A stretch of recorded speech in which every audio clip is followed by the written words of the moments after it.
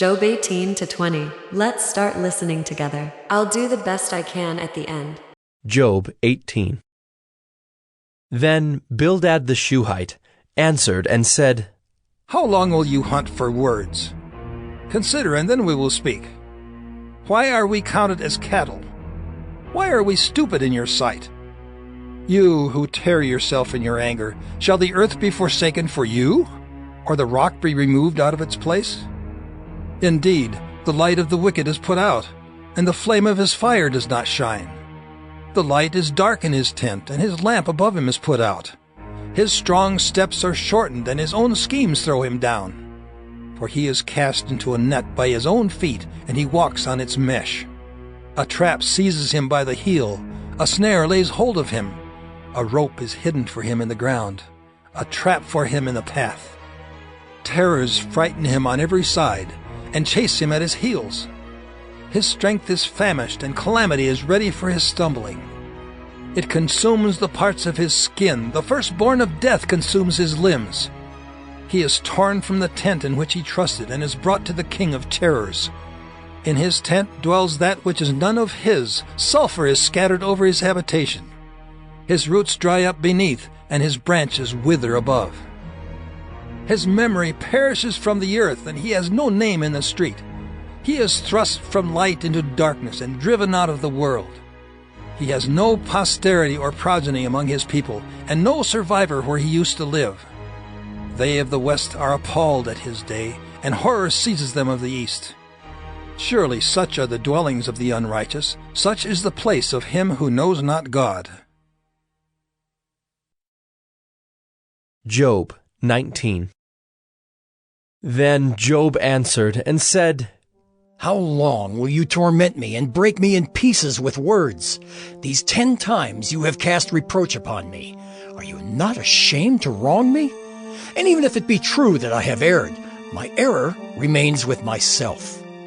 If indeed you magnify yourselves against me and make my disgrace an argument against me, know then that God has put me in the wrong and closed his net about me.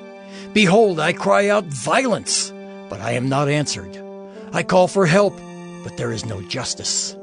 He has walled up my way so that I cannot pass, and he has set darkness upon my paths.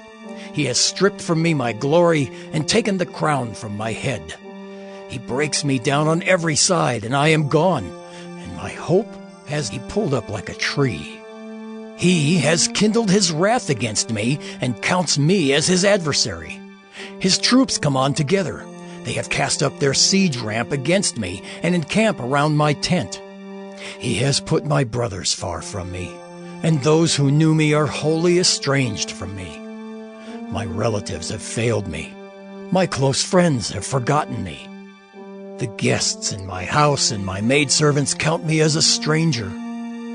I have become a foreigner in their eyes. I call to my servant, but he gives me no answer. I must plead with him with my mouth for mercy. My breath is strange to my wife, and I am a stench to the children of my own mother. Even young children despise me. When I rise, they talk against me. All my intimate friends abhor me, and those whom I loved have turned against me. My bones stick to my skin and to my flesh, and I have escaped by the skin of my teeth. Have mercy on me. Have mercy on me, O you, my friends, for the hand of God has touched me. Why do you, like God, pursue me? Why are you not satisfied with my flesh? Oh, that my words were written. Oh, that they were inscribed in a book. Oh, that with an iron pen and lead they were engraved in the rock forever. For I know that my Redeemer lives, and at the last he will stand upon the earth. And after my skin has been thus destroyed, yet in my flesh I shall see God, whom I shall see for myself, and my eyes shall behold, and not another.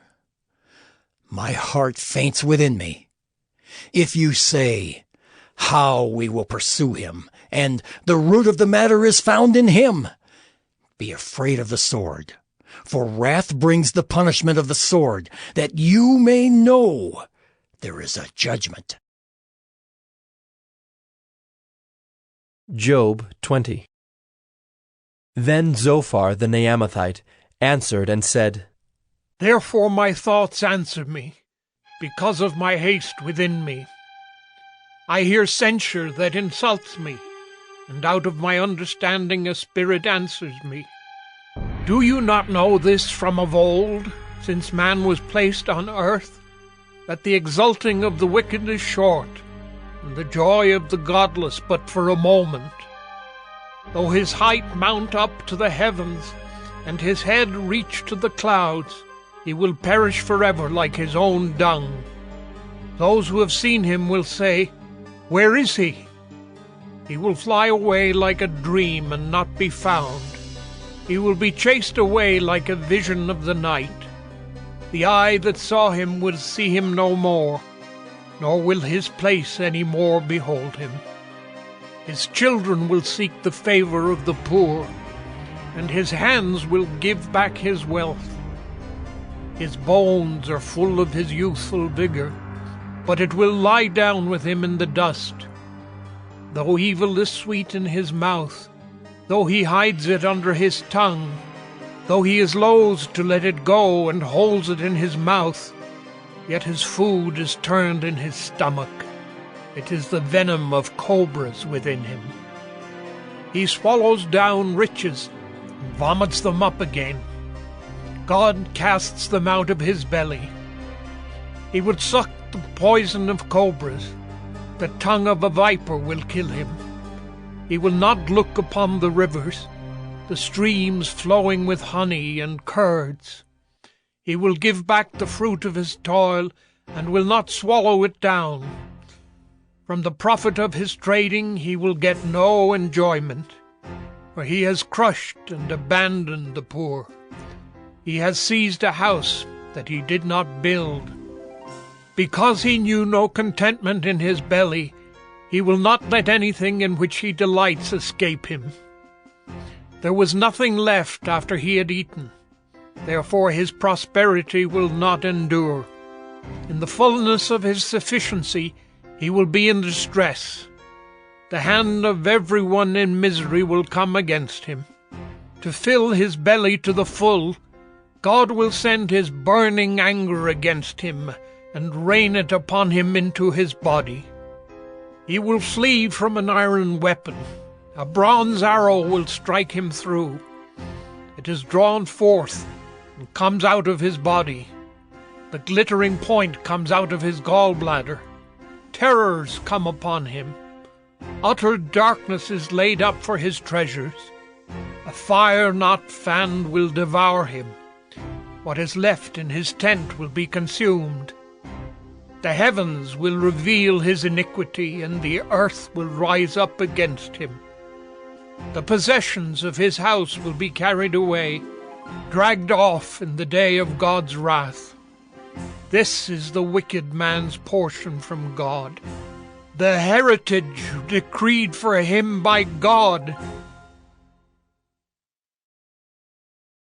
Job 21. Then Job answered and said, Keep listening to my words, and let this be your comfort. Bear with me, and I will speak, and after I have spoken, mock on. As for me, is my complaint against man? Why should I not be impatient? Look at me and be appalled, and lay your hand over your mouth. When I remember, I am dismayed, and shuddering seizes my flesh. Why do the wicked live, reach old age, and grow mighty in power? Their offspring are established in their presence, and their descendants before their eyes. Their houses are safe from fear, and no rod of God is upon them. Their bull breeds without fail. Their cow calves and does not miscarry. They send out their little boys like a flock, and their children dance. They sing to the tambourine and the lyre, and rejoice to the sound of the pipe. They spend their days in prosperity, and in peace they go down to Sheol. They say to God, Depart from us. We do not desire the knowledge of your ways. What is the Almighty that we should serve him? And what profit do we get if we pray to him? Behold, is not their prosperity in their hand? The counsel of the wicked is far from me. How often is it that the lamp of the wicked is put out, that their calamity comes upon them, that God distributes pains in his anger, that they are like straw before the wind, and like chaff that the storm carries away? You say, God stores up their iniquity for their children. Let him pay it out to them, that they may know it. Let their own eyes see their destruction, and let them drink of the wrath of the Almighty. For what do they care for their houses after them, when the number of their months is cut off? Will any teach God knowledge, seeing that he judges those who are on high? One dies in his full vigor, being wholly at ease and secure, his pails full of milk and the marrow of his bones moist. Another dies in bitterness of soul, never having tasted of prosperity. They lie down alike in the dust, and the worms cover them. Behold, I know your thoughts and your schemes to wrong me. For you say, where is the house of the prince? Where is the tent in which the wicked lived? Have you not asked those who travel the roads, and do you not accept their testimony that the evil man is spared in the day of calamity, that he is rescued in the day of wrath? Who declares his way to his face, and who repays him for what he has done? When he is carried to the grave, watch is kept over his tomb. The clods of the valley are sweet to him. All mankind follows after him, and those who go before him are innumerable. How then will you comfort me with empty nothings? There is nothing left of your answers but falsehood. So Job 18 is saying, Bildad had before given Job good advice and encouragement. Here he used nothing but rebukes and declared his ruin. And he concluded that Job shut out the providence of God from the management of human affairs, because he would not admit himself to be wicked. Bildad describes the miserable condition of a wicked man, in which there is much certain truth, if we consider that a sinful condition is a sad condition, and that sin will be men's ruin, if they do not repent. Bildad describes the destruction wicked people are kept for, in the other world, and which to some degree, often seizes them in this world. The way of sin is the way of fear, and leads to everlasting confusion, of which the present terrors of an impure. Proverbs 10:7. The name of the righteous is used in blessings, but the name of the wicked will rot. Wickedness will keep growing, but one day it will end, and the righteous will be in glory with the Almighty. Job 19 commentary. Taking issue with mistreatment. Job begins his rebuttal to Bildad's speech from back in chapter 18 by taking issue with the mistreatment that he's experiencing not only from Bildad but from all three of these men. Job is getting really tired of these men and their accusatory and inflammatory speeches against him. To attack a guy that is suffering, that's kind of cringy and kind of creepy. Lift the man up and show your friend love. Job 19 commentary. But God is still treating me wrong. Job continues in the realm of what-ifs regarding the potential that God really is punishing some sort of sin that's unknown to him, but is well known to God. Let's do 20. Job 20. He argues that ever since human beings first appeared on earth, the wicked and godless have had little joy. Their lives are short. Then Zophar the Naamathite replied, My troubled thoughts prompt me to answer because I am greatly disturbed. I hear a rebuke that dishonors me, and my understanding inspires me to reply. Surely you know how it has been from of old, ever since man was placed on the earth. Everyone does wicked in God's sight, but we can be forgiven. But I did some research on what they saying. I know it's cheating, but I am new to this. So yeah, see you in the next video.